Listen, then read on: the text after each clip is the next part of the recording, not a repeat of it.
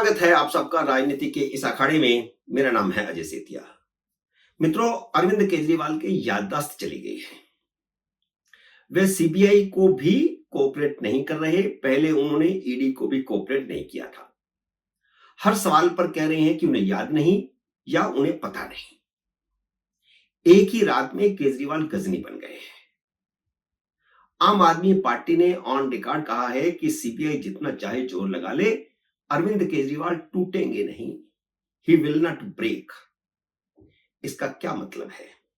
इसका मतलब यह है कि वे कभी सच नहीं बोलेंगे, सीबीआई और ईडी जितना चाहे जोर लगा ले।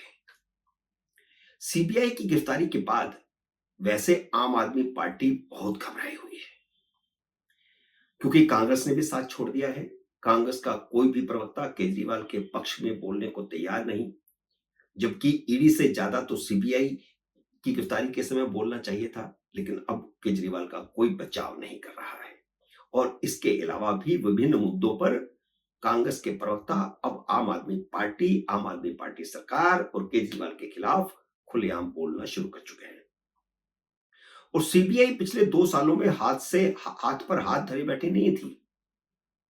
इन 2 सालों में सीबीआई ने इतने सवाल इकट्ठे कर लिए हैं कि केजरीवाल की घिघी बंध गई है। पहले 2 दिन तिहाड़ जेल में जाकर के पूछताछ की गई कोर्ट की इजाजत से, और बाद में कोर्ट से 2 दिन का बकायदा रिमांड ले लिया गया, 3 दिन का रिमांड ले लिया गया, और 2 दिन का रिमांड और बढ़ेगा क्योंकि केजरीवाल कोऑपरेट नहीं कर रहे हैं। और इस बीच इन पिछले 2 सालों में दिल्ली सरकार के सारे अफसरों ने सबूतों के साथ अरविंद केजरीवाल के खिलाफ बयान दिए हैं, जिनसे साबित हो चुका है कि शराब नीति में बदलाव का फैसला खुद केजरीवाल का था और वह खुद ही मॉनिटरिंग भी कर रहे थे। लेकिन केजरीवाल मुकर रहे हैं कि शराब नीति बदलने का आइडिया उनका था। वह बार बार यही बता रहे हैं कि यह आइडिया आबकारी मंत्री मनीष सिसोदिया का था। उन्होंने तो उस पर सहमति ये दी थी कि दिल्ली का नुकसान नहीं होना चाहिए, ये जो ठेकों पर भीड़ हो जाती है वह नहीं होनी चाहिए, कुछ टैक्स में बढ़ोतरी होनी चाहिए, ये गाइडलाइन दी थी। लेकिन हुआ क्या? हुआ तो उल्टा। तो ठीकरा तो वो फोड़ रहे हैं सिसोदिया के सिर, लेकिन कोर्ट में अपने वकील से कहलवा दिया कि उन्होंने तो सिसोदिया का नाम नहीं लिया।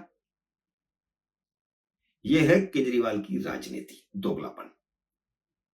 जबकि सीबीआई के पास तो इसके पक्के सबूत हैं कि शराब नीति बदलने का आइडिया खुद केजरीवाल का था और उन्हें यह ज्ञान पैसा कमाने का विजय नायर ने दिया था, जो पहले मुंबई में थे, एडवर्टाइजमेंट कंपनी चलाते थे और उस नाते साउथ की लीकर लॉबी के साथ उनके संबंध थे, वो उनके संपर्क में थे और वहीं से उन्होंने यह आइडिया दिया अरविंद केजरीवाल को।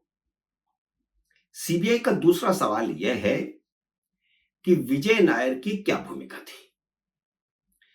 केजरीवाल के निर्देश पर ही एक मंत्री के नाम पर कोठी अलॉट की गई और वह कोठी विजय नायर को दे दी गई। विजय नायर उस मंत्री की कोठी में रहता है और मंत्री को पता तक नहीं कि उसकी कोठी में कौन है। ये ऑन रिकॉर्ड कैलाश गहलोत ने कहा है, जिसके नाम पर यह कोठी अलॉट है।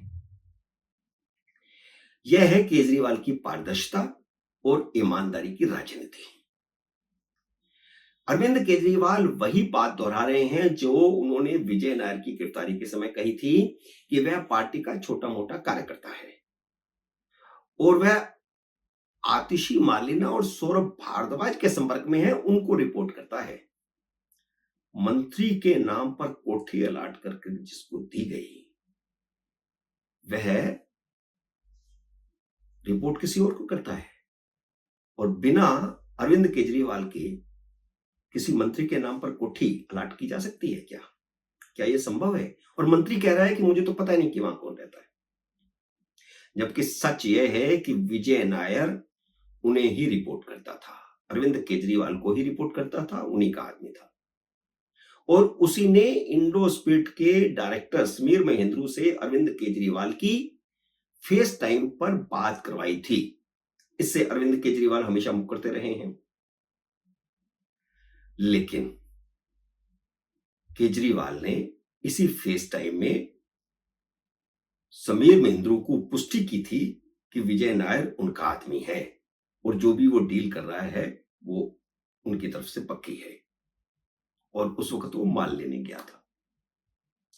फेस टाइम पर हुई बातचीत का डिजिटल सबूत सीबीआई ने हासिल कर लिया है। सीबीआई का तीसरा सवाल यह है कि शराब नीति बदलने से पहले क्या कैबिनेट की मंजूरी ली गई थी? वह ऐसी ऐसी बातों का जवाब ही नहीं दे रहे, क्योंकि कैबिनेट की मीटिंग तो ऑन रिकॉर्ड है। कैबिनेट की मीटिंग तो रिकॉर्डिंग होती है और वो ऑफिसर्स के पास उसका रिकॉर्ड होता है।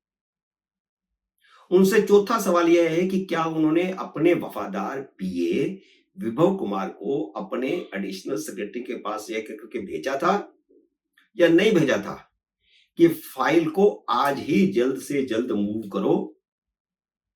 इस सवाल का केजरीवाल ने इनकार कर दिया है कि नहीं, मैंने तो ऐसा नहीं कहा, ऐसा तो नहीं हुआ। जबकि मुख्यमंत्री के एडिशनल सेक्रेटरी प्रवेश झा ने पुष्टि की है कि केजरीवाल के पीए विभव कुमार ने उन्हें कहा था कि मुख्यमंत्री चाहते हैं कि फाइल को जल्द से जल्द मूव किया जाए। उसने यह भी कहा था कि फाइल को मंत्रियों के पास भेजकर तुरंत मंजूरी लेनी है।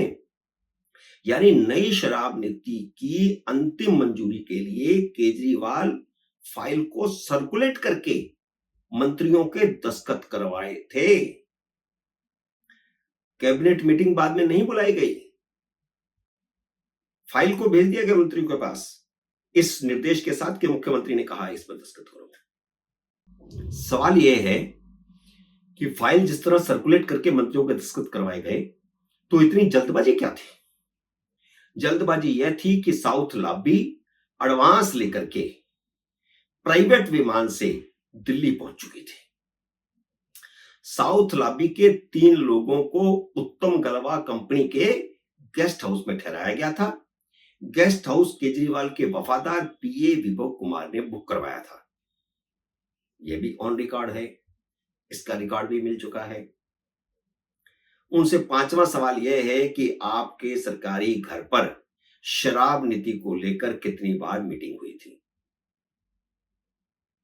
अब नहीं बच सकते, क्योंकि जब वे कहते हैं कि सब कुछ मनीष सिसोदिया कर रहे थे, उन्हें कुछ पता नहीं है, तो यहां फंस गए, क्योंकि शराब नीति को लेकर के मीटिंग तो उनके घर पर हुई थी और इसकी पुष्टि अफसरों ने कर दी है। आबकारी सचिव सी अरविंद पूछताछ में यह बता चुके हैं कि शुरू में शराब नीति में कमीशन 6% रखा गया था। उन्होंने पूछताछ में यह भी बताया कि मनीष सिसोदिया अपने साथ उन्हें मुख्यमंत्री निवास पर लेके गए, जहां खुद अरविंद केजरीवाल ने उन्हें ग्रुप ऑफ मिनिस्टर की फाइल दी थी और कमीशन बढ़ाकर 12% करने को कहा था और उन्होंने आदेश दिया था कि इसको 12% कर दो।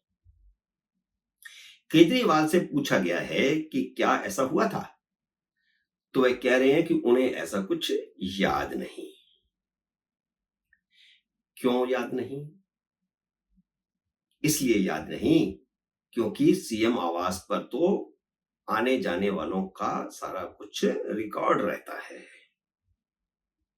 मित्रों, मैंने ये जो थंबनेल में बनाया है और इसमें जो मैंने लिखा है कि पेंट ढीली हो गई, ये मैं नहीं कह रहा, ये खुद केजरीवाल ने अदालत में कहा है कि मुझे सीबीआई के रिमांड में बेल्ट बांधने दो, क्योंकि सीबीआई की 2 दिन की तिहाड़ जेल में हुई पूछताछ में उनकी पेंट ढीली हो गई है। उम्मीद है मित्रों मेरा यह वीडियो आपको पसंद आया होगा। इसे लाइक और शेयर कीजिए। अगर आपने मेरे यूट्यूब चैनल को अब तक सब्सक्राइब नहीं किया तो कृपया सब्सक्राइब करके अपना आशीर्वाद दीजिए। जल्दी मिलते हैं अगले वीडियो में किसी अन्य विषय के साथ। तब तक नमस्कार।